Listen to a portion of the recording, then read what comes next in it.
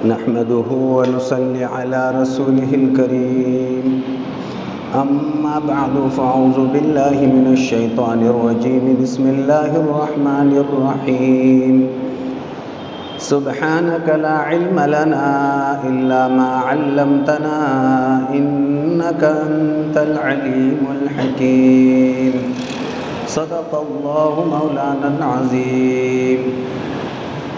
بزرگان محترم،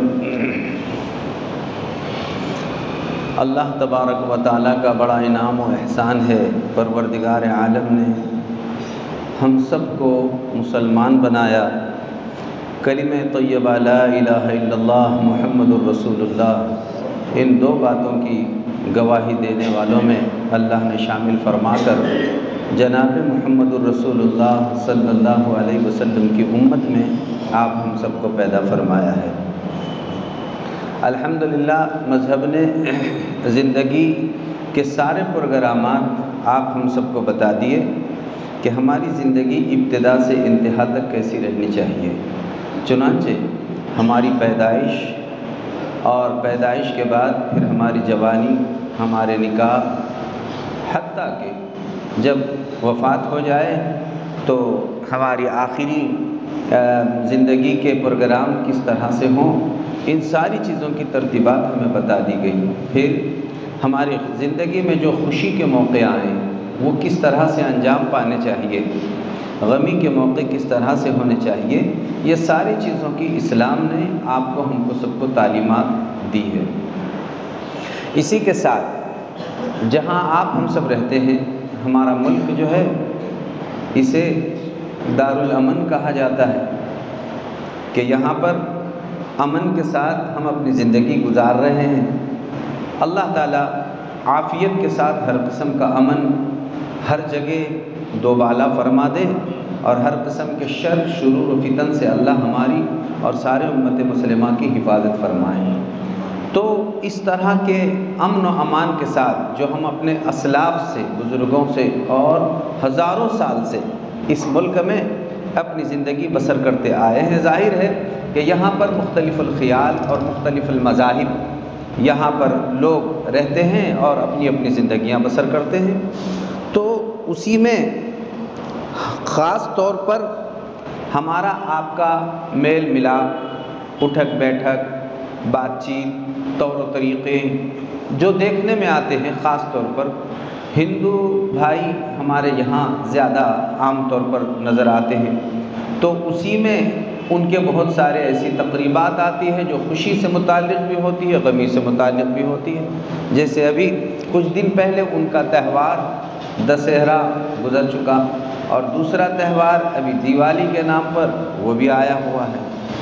تو عام طور پر ایسا ہوتا ہے کہ بظاہر ایک مسلمان یہ سمجھتا ہے کہ ہم میں ان میں ایسے موقع پر باہم ایک دوسرے کے ساتھ ہر طرح سے رہنے میں کوئی حرج نہیں ہے.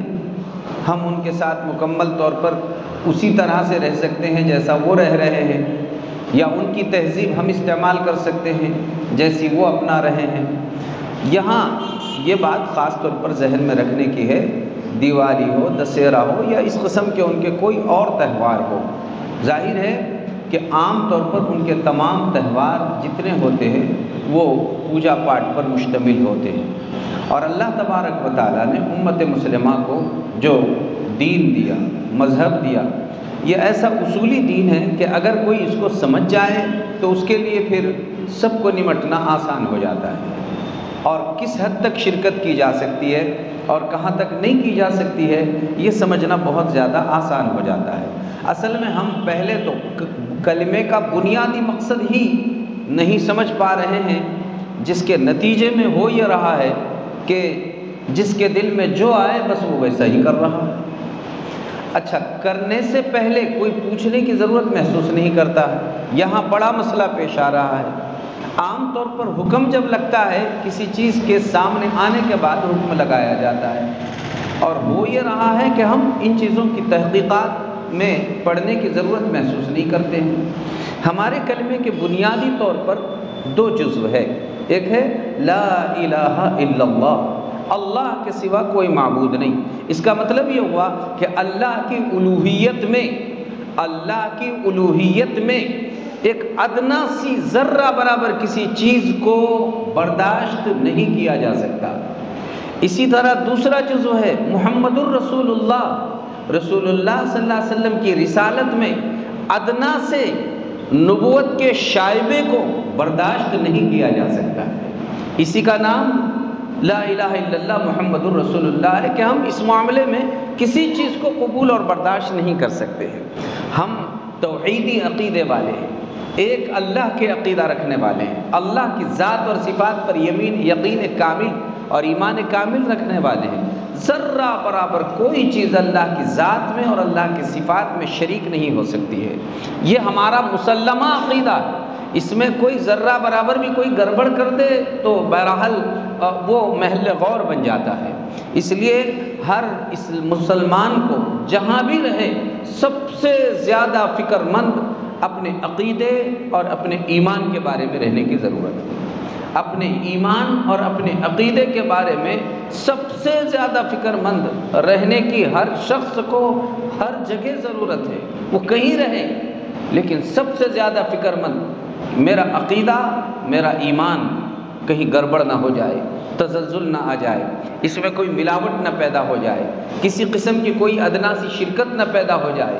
میں سب سے مقدم میرا ایمان اور میرا عقیدہ ہے۔ صحابہ رضوان اللہ تعالی علیہم اجمعین نے رسول اللہ صلی اللہ علیہ وسلم کی صحبت میں رہ کر سب سے بڑی چیز جو سیکھی تھی وہ یہی توحیدی ذہن، توحیدی عقیدہ۔ وہ ذرہ برابر کوئی ملاوٹ کی بو باس کو بھی برداشت نہیں کیا کرتے تھے، ذرہ برابر نہیں۔ یہ بہت اہمیت کا حامل عمل ہے۔ اس لیے ہمیں چاہیے کہ ہم اپنی زندگی بسر کرنے میں چاہے جہاں رہے جیسے رہے، لیکن اس میں ان باتوں کا خاص طور پر خیال کریں کہ کہیں میرے ایمان اور عقیدے میں کسی چیز کی کہیں ملاوٹ تو نہیں ہو رہی ہے۔ اگر ہے فوراً اپنے آپ کو باز رکھیں، احتیاط کریں اور ان سے بچنے کی مکمل طور پر فکر کریں۔ اسی مناسبت سے جو آج کا موضوع ہے کہ ہم جو ہے ہمارے ہندو بھائیوں کے ساتھ موالات، مواسات، یہ خاص اصطلاحات ہے جس کے ساتھ رہنے سہنے کی آپ ہم سب کو کس طریقے سے ترتیب ہم کو گزارنی چاہیے اور اقوام کے ساتھ، وہ خاص طور پر خصوصی طور پر اس میں بتائی گئی ہے۔ ایک خاص بات یہ ہے کہ اللہ تبارک و تعالیٰ نے صاف طور پر فرمایا یا ایھا الذین آمنوا لا تتخذوا عدوی وعدوکم اولیاء، اے مسلمانوں تم میرے دشمنوں کو اور تمہارے دشمنوں کو آپ اپنا ولی مت بناؤ۔ ولی سے کہتے ہیں کہ آپ ایسا گہرا دوست جس سے قلبی لگاؤ، قلبی محبت ہو، قلبی محبت جسے کہتے ہیں، تو یہ ہے قلبی محبت۔ آپ ایک ایمان والا ایمان والے سے قلبی محبت رکھے، جیسے ہمیں سب سے بڑی قلبی محبت سب سے زیادہ اللہ سے ہے۔ اللہ سے سب سے زیادہ محبت اگر ہمارے دل میں کسی کی ہے وہ اللہ کی ہے، اور اللہ کے حکم کے مطابق اگر ہمارے دل میں کسی اور کی محبت ہے وہ محمد الرسول اللہ صلی اللہ علیہ وسلم کی محبت ہے۔ یہ دو ہستیاں ایسی ہے کہ اس پر ہمارا سب کچھ قربان کیا جا سکتا ہے۔ اللہ کی محبت، اللہ کے رسول کی محبت، اس میں کوئی کمپرمائز نہیں، بھرپور محبت۔ بلکہ وہ مومن مومن نہیں، وہ مسلمان مسلمان نہیں جسے اللہ رسول کی جس کے دل میں محبت نہیں۔ سب سے بڑی محبت، ان دو محبتوں پر ہم سب کچھ قربان کر سکتے ہیں۔ اپنی جان قربان، اپنے بیوی بچے قربان، اپنے ماں باپ قربان، پوری کائنات قربان کی جا سکتی ہے یہ دو محبتوں کے سلسلے میں۔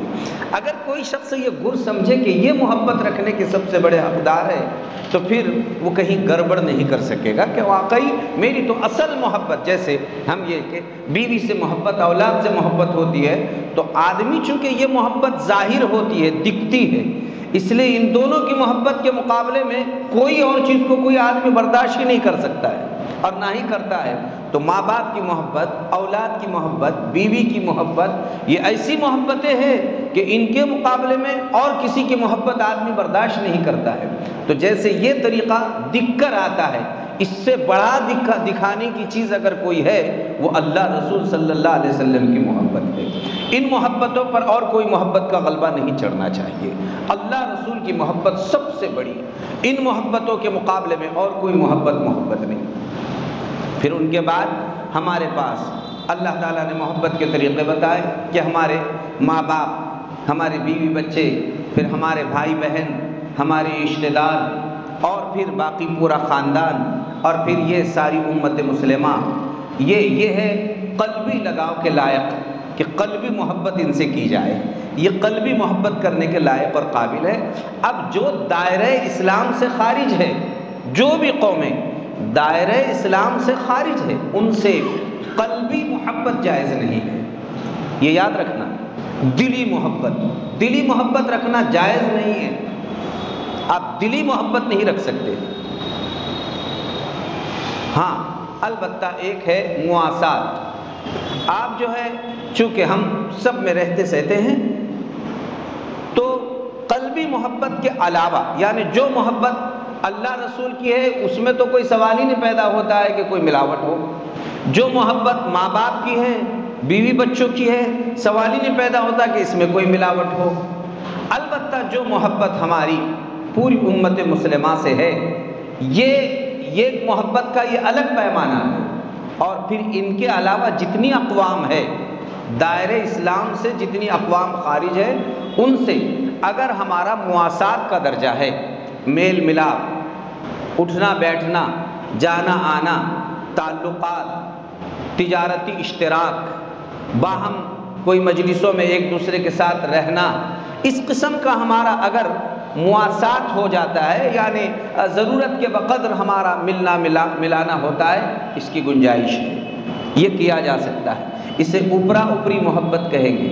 لہٰذا دلی گہری محبت نہیں ہو سکتی ہے، اس طرح کی محبت میں شرکت آپ بالکل، یعنی جو قلبی محبت کے علاوہ ہے، اس میں آپ باہم ایک دوسرے کے ساتھ رہ سکتے۔ ہوتا ہے ایسا، کتنے ہی ہمارے ہندو بھائی ہیں، وہ ہمارا بہت سی چیزوں میں ساتھ دیتے ہیں، ہم ان کا ساتھ دیتے ہیں، تو آپ ایک دوسرے کے ساتھ یہ ظاہری الفت کا طریقہ استعمال کر سکتے ہیں کہ ہم باہم ملیں، لیکن اس میں وہ محبت قائم نہیں ہوگی جو محبت بتایا کہ دائرہ اسلام میں رہنے والوں کے ساتھ ہوا کرتی ہے۔ ان دو چیزوں میں خاصا فرق ہے، لہٰذا انہی باتوں کو مستحضر رکھ کر اب جب بات محبت کی آئی تو اس میں جب باضابطہ خط امتیاز بتایا گیا ہے تو اس کے علاوہ باقی ساری چیزیں جتنی ہے، اب مثال کے طور پر کھانا پینا، رہنا سہنا، اگر ہمارا ہندو بھائی ہم کو کوئی دعوت دے، آپ بالکل جا سکتے ہیں، ان کو ہم دعوت دینا چاہیں بالکل دے سکتے ہیں،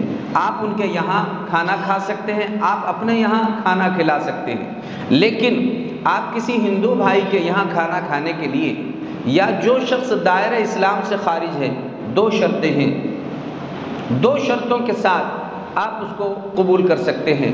سب سے اہم اور بڑی شرط یہ ہے کہ وہ چیز پوجا پاٹ کی نہ ہو۔ پوجا پاٹ کی ہے تو آپ کا کتنا ہی قریبی تعلقات والا اور کتنا ہی قریبی شرکت والا ہے، لیکن اگر وہ دعوت پوجا پاٹ پر مشتمل ہے تو پوجا پاٹ پر مشتمل پرساد اور اس قسم کی کوئی چیز استعمال کرنے کی مسلمان کو قطعی اجازت نہیں ہے۔ اب آپ فیصلہ کر سکتے ہیں، چاہے اب وہ دعوت کسی عنوان کی ہو، یہ بات بطور خاص ہے، پوجا پاٹ نہیں ہونے چاہیے۔ دوسری چیز، وہ چیز پاک ہونی چاہیے، پاک رہنا چاہیے، پوجا پاٹ کی نہ ہو، اور دوسری شرط یہ ہے کہ وہ چیز پاک رہنا چاہیے۔ اگر وہ کوئی ناپاک ہے، جیسے کہ عام طور پر مشہور ہے کہ وہ گائے کا پیشاب وغیرہ اس قسم کی چیزیں بطور تبرک کے وہ چھڑک دیا جاتا ہے ان چیزوں میں، تو ظاہر ہے کہ وہ چیز اب ناپاکی کی طرف چلے گئی۔ یہ اور اس جیسی کوئی چیز اگر اس میں ملائی ہوئی ہے، ایک پوجا پاٹ کی نہیں ہونا چاہیے، دوسری چیز وہ ناپاک نہیں رہنا چاہیے، یعنی ناپاک چیز اس میں ملائی ہوئی نہیں رہنا چاہیے، تیسری چیز رشوت، چونکہ رشوت ہر مذہب میں ناجائز ہے، ان کے پاس بھی رشوت ناجائز ہے۔ ممکن ہے دوسری بہت ساری چیزوں کو وہ جائز کہتے ہو، لیکن رشوت یہ تمام مذاہب میں ناجائز ہے۔ ایسی رشوت جو عمومی طور پر حرام جسے کہا جاتا ہے، ایسا عمومی وہ چیز حرام نہیں ہونی چاہیے۔ آپ کو معلوم ہے ان کی تجارت ہے، کاروبار ہے، اور وہ جو ہے کھیتی باڑی ہے، ملازمتیں ہیں، اور یہ اس قسم کی کمائی کے ذریعے سے وہ کھلا پلا رہے ہیں۔ ایک چیز یہ ہو گئی۔ دوسری چیز پوجا پاٹ سے اس کا کوئی تعلق نہیں ہے۔ تیسری چیز کوئی ناپاک چیز اس میں نہیں ملائی گئی ہے۔ اگر ایسی دعوت آپ کو کہیں، چاہے وہ شادی کی ہو، چاہے وہ ان کے کوئی تہوار کی ہو، تو اگر یہ تین چیزیں اس میں نہیں پائی جاتی ہے تو آپ ایسی دعوت قبول کر سکتے ہیں، اور وہاں سے کوئی چیز آئی اس کو استعمال کر سکتے ہیں۔ لیکن یہ تین چیزیں اگر کسی بھی کھانے میں اور دعوت میں، وہ صرف تہوار ہی نہیں بلکہ کسی بھی موقع پر اگر ہے، ان تین چیزوں میں سے کوئی ایک چیز بھی اس میں پائی جا رہی ہے تو اس کا استعمال کرنا مسلمان کے لیے جائز نہیں ہے۔ لہٰذا بھائیو، یہ بات اچھی طرح خود بھی سمجھیے، دوسروں کو بھی یہ بات بتائیے کہ اگر ہمیں کسی کے یہاں، ہندو بھائی یا کسی بھائی کے یہاں سے ہم کو دعوت آئی تو اس کی تحقیق اگر ہم کو غالب گمان یہ ہے، اب ظاہر ہے کوئی پوچھ تو نہیں سکتا ہے کہ کیسا ہے، تو آپ اپنے گمان کو استعمال کر لو۔ غالب گمان اگر یہ ہے کہ اس کی پوجا پاٹ ہوئی ہے تو آپ کے لیے وہ کھانا حرام ہے، جائز نہیں ہے، نمبر 1۔ نمبر 2، اس میں کوئی ناپاک چیز، مثلا یہ ہے کہ پیشاب وشاب ملایا ہوا ہے گائے وغیرہ کا، اس کو استعمال کرنا آپ کے لیے جائز نہیں ہے، آپ اس کو قبول نہیں کر سکتے۔ نمبر 3، عمومی کمائی ظاہر میں یہ دیکھنے میں آ رہی ہے کہ وہ حلال طریقے کی ان کے پاس کمائی کا طریقہ ہے اور اس میں سے یہ دیا جا رہا ہے، تو بس آپ اس کو استعمال کر سکتے ہیں۔ اگر ایسا نہیں ہے، مثلا نشہ آور چیزیں اور اس طرح سے وہ رشوتیں لین دین، ان کا رشوتیں لین دین کا کاروبار ہے اور اس قسم کی چیزوں میں مبتلا ہے، تو پھر آپ ایسی چیزوں کو بھی استعمال نہیں کر سکتے ہیں۔ اگر یہ چیزیں نہیں ہے، یعنی پوجا پاٹ کی ہوئی نہیں ہے، ناپاک چیز کی ملاوٹ نہیں ہے، عمومی کمائی ان کی حرام نہیں ہے، یہ تین شرائط اگر کسی میں پائے جاتے ہیں تو ایسی دعوت اور ایسی مٹھائی قبول کی جا سکتی ہے۔ باقی اس کے علاوہ کی کسی مسلمان کے لیے استعمال کرنے کی گنجائش اور اجازت نہیں ہے۔ اب آئے دن بہت سارے بھائیوں کو یہ عام طور پر یہ مسئلہ دیوالی وغیرہ جیسے ان کے جو تہوار آتے ہیں اس وقت پیش آتا ہے، اس کے لیے آپ یہ مسئلہ اپنے ذہن میں مستحضر رکھیے۔ دوسری بات، ظاہر ہے وہ آپ کو باضابطہ اپنی تہوار کی مبارکبادی پیش کرنے کے لیے ابھاریں گے، تو کیا کسی ہندو بھائی کو ان کے تہوار کی مبارکبادی دی جا سکتی ہے؟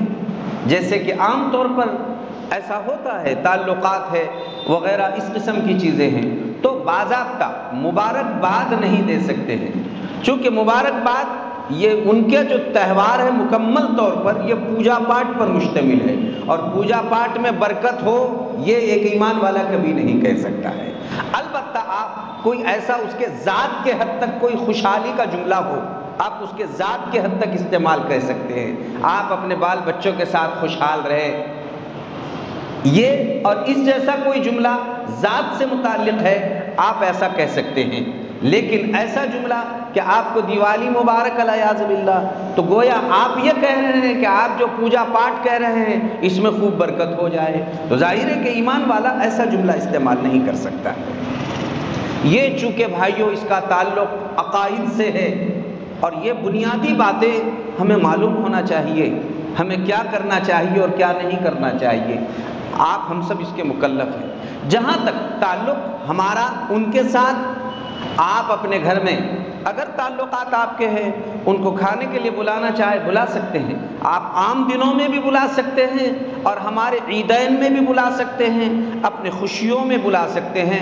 البتہ جہاں تک غمی میں بلانے کا مسئلہ ہے یہ بھی بات ذہن میں رکھے، غمیوں میں بلانے کی بات، مثلا کسی کا انتقال ہو گیا تو آپ باضابطہ ان کو دعوت دے کر بلانے کی ضرورت نہیں ہے کہ آپ ہمارے اس میں شرکت کریں، لیکن اگر وہ آ جائے تو روکنے کی بھی ضرورت نہیں ہے، وہ آ جائیں تو آ جائیں، شریک ہو جائیں، کوئی حرج کی بات نہیں ہے۔ لیکن باضابطہ آپ ان کو شرکت کی دعوت نہ دیں غموں میں۔ غم سے مراد خاص طور پر موت مٹی میں، باقی دوسرے کوئی معاملات، کوئی حادثہ، کوئی واقعہ ہوا تو کوئی حرج نہیں ہے، آپ بلا بھی سکتے ہیں۔ لیکن خاص طور پر موت مٹی کے معاملات میں جہاں تک معاملہ آتا ہے اس میں اس طریقے کا احتیاط برتنا چاہیے۔ چونکہ بات یہ ہے کہ خاص طور پر یہ بات ذہن میں رکھیے جو اہم ہے کہ اگر کوئی جان کنی کے عالم میں ہے، یعنی نزا کی کیفیت میں ہے، تو ایسے موقع پر خصوصی طور پر کسی بھی اسلام سے خارج اگر کوئی شخص ہے تو اس کو وہاں پر قطعاً اجازت نہ دی جائے اسے، وہ چونکہ اس وقت کی وہ حاضری نزول رحمت سے مانع ہو جاتی ہے۔ ایک مرتبہ انتقال ہو گیا تو اب وہ بات باقی نہیں رہتی ہے، وہ آ کر دیکھنا چاہے تو دیکھ بھی سکتا ہے، اس میں کوئی حرج نہیں ہے۔ لیکن عین نزا کے موقع پر یہ معاملہ نہیں ہونا چاہیے، یہ بات ذہن میں رکھیں۔ رہا مسئلہ ہمارا ان کے غم میں شریک ہونا، آپ غموں میں شریک ہو سکتے ہیں، حتیٰ کہ کوئی بیمار ہے، تعزیت کے لیے ہندو بھائی کے ایک مسلمان نے جانا چاہیے۔ اللہ کے رسول صلی اللہ علیہ وسلم جن کو جانتے پہچانتے تھے، باضابطہ خود رسول اللہ صلی اللہ علیہ وسلم ان کے یہاں تشریف لے جاتے تھے۔ ایک یہودی کا انتقال ہو رہا تھا، اللہ کے رسول صلی اللہ علیہ وسلم اس وقت اس کے پاس گئے اور تسلی کے جملے آپ نے اس وقت کہے۔ لیکن یہ اس سے پہلے اب جب ہو گیا تو ظاہر ہے کہ کفر کی حالت میں جانا یا اس کی عین نزا کی جو کیفیت ہے، ایسے موقع پر وہاں موجود رہنا، اگر وہ کلمہ پڑھ لیتا ہے بہت اچھا ہے، ورنہ کفر جو ہے یہ نزول لعنت کا باعث ہو جاتا ہے۔ اس لیے ایسے موقع پر عین اس موقع پر موجود نہیں رہنا چاہیے۔ بعد میں جا کر حتیٰ کہ تسلی دینا بھی صحیح ہے، آپ تسلی کے جملے کہہ سکتے ہیں، غم نہ کرو، اچھا ہو جائے گا اور دوسرے راستے نکلیں گے، آپ مطمئن رہیے، اب ظاہر ہے کہ یہ تمہاری تقدیر بن کر آئی، اب اس پہ ہمارا تو کچھ چل نہیں سکتا، آپ مطمئن رہیے، خوشحال زندگی بنے گی، بعد کے اچھے دن آپ کے لیے آئیں گے، آپ اس طرح تسلی کے جملے کہہ سکتے ہیں۔ یہ وہ بنیادیں ہیں بھائیوں جس کی آج ہم سب کو اپنانے کی ضرورت ہے، ورنہ ہم کیا رہا ہے، ان ساری باتوں کی نہ معلومات وقت پر ہم کو ہوتی ہے، تو معلومات نہ ہونے کی وجہ سے ہم بس جہاں چاہے جیسا چاہے شرکت کر رہے ہیں۔ خاص طور پر دیوالی کے اس موقع پر اب ایک دوسرا معاملہ، مشابہت اختیار کرنا، دیوالی میں شرکت ہونا، وہ یہ ہوتا ہے کہ عام طور پر اب پٹاخے بہت کثرت سے استعمال ہوں گے اور اس میں کوئی مسلمان تمیز نہیں کرتا ہے، جو جتنے بڑے گھر کا ہے، گھرانے کا ہے، مال و دولت والا ہے، اتنی بڑی مشابہت اختیار کر لیتا ہے۔ ان کے چھوٹے چھوٹے بچے، ایسے موقع پر اپنے بچوں کو تہذیب بھائیوں ابھی سے سکھانا چاہیے، بیٹا دیکھو اسلام نے اپنے کو کتنا اچھا مذہب عطا فرمایا ہے اور اللہ نے کتنا اچھا مذہب دیا ہے، دیکھو ہمارے یہاں تو عبادتیں ہیں اور عبادتوں میں کوئی دھوم دھام نہیں، کسی کو تکلیف نہیں، کسی کو مشکل میں مبتلا کرنا نہیں، یہاں تو یہ بتایا گیا ہے روزانہ 5 نمازیں پڑھتے تھے، اپنے عیدین میں بیٹا روزانہ اب عید کے دن 6 نمازیں کر دی گئی ہیں، عبادت بڑھا دی گئی ہے، توجہ بڑھائی گئی ہے، بیٹا روزانہ اپنا کھانا تھا، عیدین میں اپنے کو دوسروں کو کھلانے کا حکم دیا گیا ہے کہ عید الفطر میں فطرہ نکال کر دوسروں کو کھلاؤ اور عید قربانی میں جو ہے قربانی کر کر دوسروں کو کھلاؤ، تو ہم کو یہ بہانے بنا کر دوسروں کو کھلانے کا حکم دیا گیا ہے، خود کھاؤ اور دوسروں کو کھلاتے رہو، تو دوسروں کی غمخواری اور سب کو اپنے اندر شریک کرنا یہ ہمیں کہا گیا ہے۔ ہمیں کہیں بھی پیسہ اس طرح بے دریغ جلانا اور اس طریقے سے نقصان پہنچانا، آپ دیکھیے کہ اس قسم کے تہوار میں کتنا نقصان ہوتا ہے، کئی جگہ آگ لگ جاتی ہے، کتنی چیزیں جل جاتی ہے، کتنے بچوں کو نقصان ہو جاتا ہے، اس میں کتنے اسراف ہو جاتا ہے۔ اس لیے بھائیوں یہ بات ذہن میں رکھنے کی ہے کہ خاص طور پر ہم اپنے بچوں کی ذہن سازی کریں، ان کا عقیدہ سازی کریں، ان کی ایمان سازی کریں، ایمان اعمال کو بنانے کی مکمل طور پر فکر کی جائے اور اس پر خصوصی طور پر دھیان توجہ دی جائے، چھوٹے چھوٹے بچوں کو سمجھایا جائے کہ بیٹا یہ پٹاخے منگا کر بجانے کی چیز نہیں ہے، اور یہ جو ہے اس طریقے سے پیسوں کا کھلواڑ کرنے کی چیز نہیں ہے، اور اپن اس میں شرکت نہیں کر سکتے۔ ایسا کرنے سے اللہ ناراض ہوں گے، اپنے پیارے رسول صلی اللہ علیہ وسلم ناراض ہوں گے، یہ اسراف ہوگا۔ قیامت کے دن ہم نے آپ کو اگر پیسے دیے، اللہ کے پاس ہم کو جواب دینا پڑے گا کہ یہ پیسے ضائع کرنے کے لیے، جلانے کے لیے، بیکار کرنے کے لیے تم نے اپنے اولاد پر کیوں استعمال کیے تھے؟ اس لیے بیٹا ہم کوئی پٹاخے اور اس قسم کی کوئی چیز تم کو لا کر اس موقع پر نہیں دے سکتے ہیں، اور کوئی چیز تمہاری خوشی کی ہے دوسری چیزوں سے تمہاری خوشی میں اضافہ کیا جا سکتا ہے، لہٰذا اس کا کوئی متبادل اگر آپ کے ذہن میں ہے جس سے آپ کا بچہ خوش ہو سکتا ہے، ایسی چیزیں آپ اس کو دلا دیں، ایسی چیزوں میں آپ اس کو مصروف رکھیں۔ لیکن جس سے کسی قوم کی مشابہت آتی ہے تو فوراً اس پر روک ٹوک ہر ماں باپ کی ہونی چاہیے، پکڑ دھکڑ ہر جگہ رہنا چاہیے۔ آپ اگر ایسا کریں گے وہ بچوں کا بھلا ہوگا، ان کا مستقبل سدھرے گا، اللہ وہ بچوں سے راضی ہوں گے، یہ بچے پھر اللہ کے پاس بھی مقبول بنیں گے، ان کی ایک اچھی صفت اور اچھی زندگی بن جائے گی۔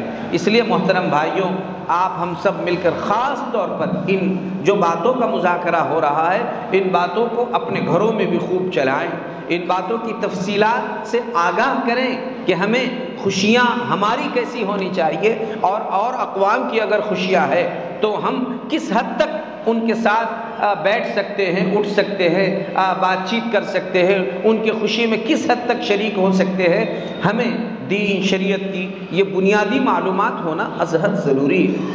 ایسا نہ کرنے کے نتیجے میں بھائیو ہو یہ رہا ہے، اب دیکھیے کہ جب اس قسم کے تہوار آ گئے تو صرف یہ نہیں کہ مشابہت اختیار کر لی گئی، آپ دیکھیں گے کہ سینکڑوں لوگوں کی آپ کے پاس یہ بات آئے گی کہ باضابطہ وہ ایک دوسرے کو مبارکبادی دیتے ہوئے آپ واٹس ایپ پہ اور پھر کئی جگہ ایسے فوٹو لگے ہوئے دیکھیں گے، عید دیوالی مبارک، عبداللہ بھائی کے جانب سے جو ہے یہ فلاں جو بھائی ہندو بھائی ہے ان کو دیوالی مبارک۔ دیکھو ایک تو ایک زبان سے بول دیا، ممکن ہے زبان سے بول دیا اور اس نے سن لیا، وہ ممکن ہے مٹ بھی گیا ہوگا، گناہ ہوا چھپ گیا، لیکن جتنے لوگ اس کو دیکھ رہے ہیں کہ اس نے کہا لکھا ہوا آیا ہے، یہ سب قیامت کے دن اس کے خلاف گواہی دینے والے بنے گے کہ ایک پوجا پاٹ کے معاملات میں اس نے جو ہے مبارکبادی پیش کیا تھا، اور گواہی میں خود اس نے لکھ کر لگایا، یہ اس کی تصویریں اس پر شاہد ہے۔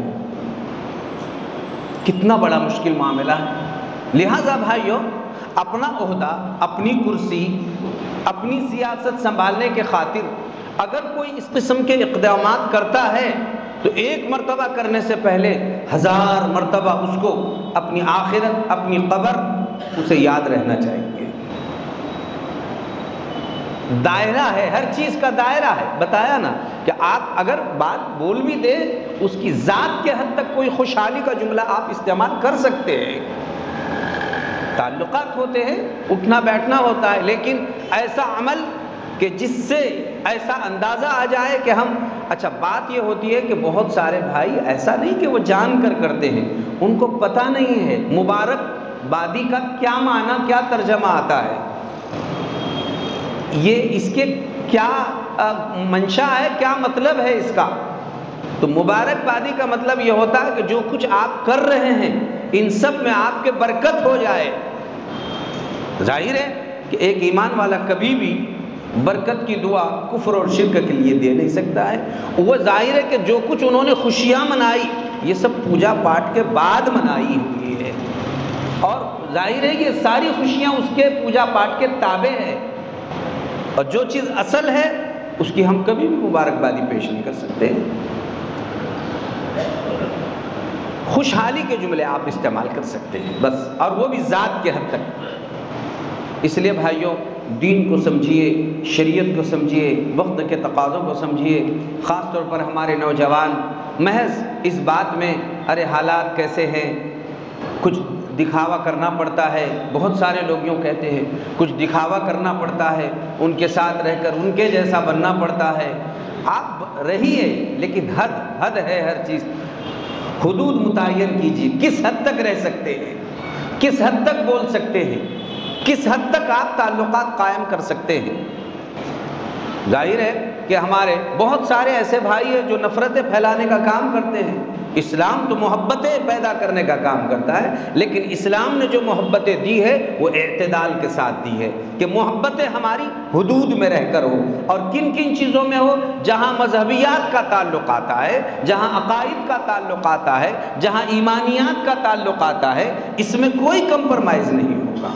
ہم اپنے اس پر لکم دینکم ولی دین، تم کو تمہارا دین، ہم کو ہمارا دین، ہم اپنے دین پر قائم ہیں، ہمیں ہمارا دین عزیز ہے، ہمارے دین سے محبت ہے، ہمارے دین کی عظمت ہے، ہمارے دین کی اہمیت ہے، ہمارے اپنے عقیدے کی اہمیت ہے۔ لہٰذا اگر بات کہیں کفر اور شرک کی آ رہی ہے، لکم دینکم، تمہارے لیے تمہارا دین، ولی دین، میرے لیے میرا دین، میں اپنے دین پر قائم ہوں۔ دین سے تجاوز نہیں کیا جا سکتا۔ اگر ایسا کر لیے تو اس میں پھر بہت ساری چیزیں لازم آ جاتی ہے۔ بعض چیزیں ایسی ہیں جو دائرہ اسلام سے خارج کر دیتی ہیں، اور بعض چیزیں ایسی ہیں کہ وہ دائرہ اسلام میں اگر باقی رہ بھی جائے تو اس سے اس کو وہ فاجر اور فاسق بنا دیتی ہے، جس سے توبہ کرنا لازم ہو جاتا ہے۔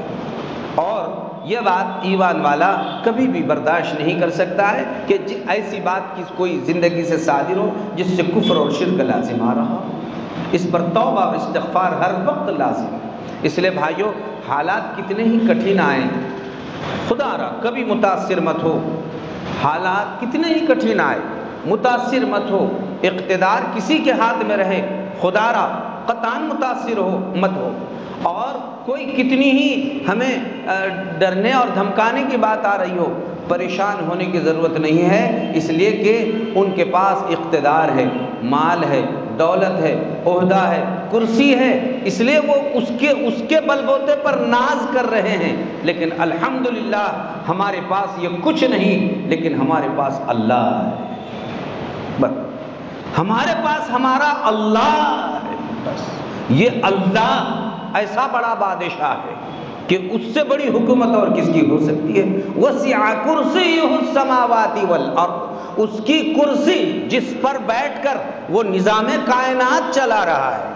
آپ تو عامدار، خاصدار، وزیر اعلیٰ، وزیر اعظم ہوں گے تو آپ کی کرسی ایک محدود حد تک، محدود علاقے تک ہوگی، لیکن اللہ کی کرسی ایسی ہے، وسع کرسیہ السماوات والارض۔ ہم تو ایسے بادشاہ کی رعایا میں ہے جس کی کرسی ساتوں آسمان اور زمین سے بڑی ہے۔ وسع کرسیہ السماوات والارض، اور وہ ایسا فکر مند ہے، ولا یؤودہ حفظہما، جتنی بڑی کرسی ہے اس کرسی پر بیٹھ کر زمین اور آسمان کی حفاظت کرنا اس اللہ کو تھکاتا نہیں ہے۔ ولا یؤودہ حفظہما، اللہ رب العالمین بہت بڑی قدرت والے ہیں۔ اللہ کو نہ اونگ آتی ہے نہ نیند آتی ہے۔ آپ آیت الکرسی پڑھتے ہیں تو بس ہمارا عقیدہ دیکھو نا، خوش رہنا چاہیے بھائیو۔ اللہ لا الہ الا هو الحی القیوم، یہ ہمارا یقین ہے۔ اللہ لا الہ، اللہ وہ ہے، اس کے سوا کوئی معبود نہیں۔ حی القیوم، وہ ہمیشہ زندہ ہے اور قائم رہنے والا ہے۔ حی القیوم لا تاخذہ سنہ، اسے نیند تو بہت دور کی بات ہے، اسے اونگ بھی نہیں آتی۔ لا تاخذہ سنۃ ولا نوم، اور نیند تو آتی ہی نہیں ہے۔ وہ اللہ ہماری نگرانی فرما رہا ہے، اسے سب معلوم ہے، رات میں کیا ہو رہا ہے، دن میں کیا ہو رہا ہے، اسے سب معلوم ہے، آپ کے گھر میں کیا ہو رہا ہے اور آپ کے گاؤں کے بازار میں کیا ہو رہا ہے، اسے سب معلوم ہے۔ کیوں؟ اس لیے کہ وہ سوتا ہی نہیں ہے، جسے سونا ہی نہیں ہے اس کا کام ہی سب کو دیکھنا ہے، تو وہ دیکھ رہا ہے، وہ دیکھ رہا ہے، اس لیے وہ سب کچھ دیکھ رہا ہے۔ کہتے ہیں بات سمجھانے کے لیے کہ اللہ کیسے نیند نہیں آتی ہے، کسی نے سوال کیا کہ اللہ رب العالمین کو نیند کیسے نہیں آتی؟ کسی نے اس کو بہت دور تک جوڑا ہے کہ اللہ رب العالمین کو کیسے نیند نہیں آتی ہے۔ کسی نے حضرت موسیٰ علیہ السلام تک یہ بات پہنچائی کہ حضرت موسیٰ علیہ السلام نے گویا اللہ سے یہ سوال کیا، تو اللہ تبارک و تعالیٰ نے ان سے فرمایا کہ تمہارے ہاتھ میں 2 بوتل لو اور اس کی حفاظت کھڑے رہو، 2 بوتل لے کر کھڑے رہو اور کھڑے رہ کر اس کی حفاظت کرو جب تک تم کو اس کو چھوڑنے کا حکم نہیں آتا۔ تو دن بھر رہے، رات میں آدھی رات تک رہے۔ اب ظاہر ہے انسان ہے تو نیند نہ بھی آئے تو نیند کے جھونکے آنا انسان کی فطرت ہے۔ بس اچانک ایک جھونکا آیا تو دونوں ہاتھ ایسے مل گئے تو دونوں شیشی لگ کر دونوں شیشیاں پھوٹ گئی۔ انہیں بتایا گیا کہ دیکھو صرف معمولی اونگ آئی تو تم 2 شیشیوں کی حفاظت نہیں کر سکے، اگر وہ پیدا کرنے والا سوتا رہا تو نظام کائنات کی کیسے حفاظت ہو سکتی ہے؟ وہ زندہ جاوید اللہ ہے جو پورے کائنات کی حفاظت کر رہا ہے، ذرے ذرے سے واقف ہے بھائیو۔ بس ایمان کامل، یقین کامل، میرا اللہ ہے، اللہ بہت بڑا ہے، جس حالت میں رکھے اگر زندہ رہے مجاہد ہے، غازی ہے، مر گئے شہید ہے، اللہ کی جنت انتظار اور استقبال کر رہی ہے۔